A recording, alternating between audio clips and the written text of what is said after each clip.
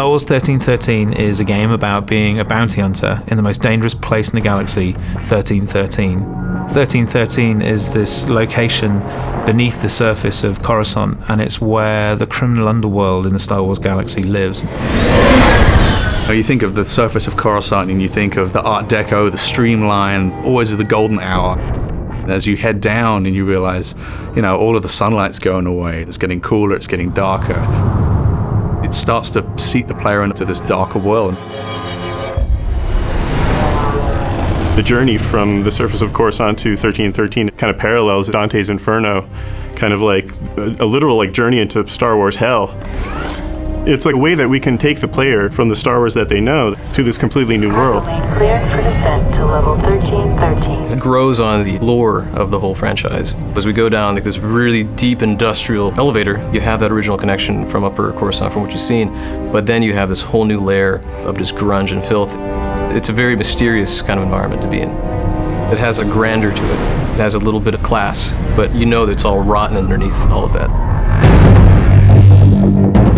We're always very careful to make sure that we're completely authentic to that world, that it makes sense. There is plausibility and reason behind everything that we're doing with it. And when you start thinking of it in those terms, it really does start to feel like a character in its own right, having its own moods. In every city, you've got the bad part of town. Well, this is a city that's made up of the bad part of town. You picture the Vegas Strip. This is the old Vegas kind of approach to a Star Wars city. It's old, it's got a lot of history. It's just not somewhere that you want to be caught in an alley on a Friday night. It's a city on the floor and a city on the ceiling, crowbarred into one space.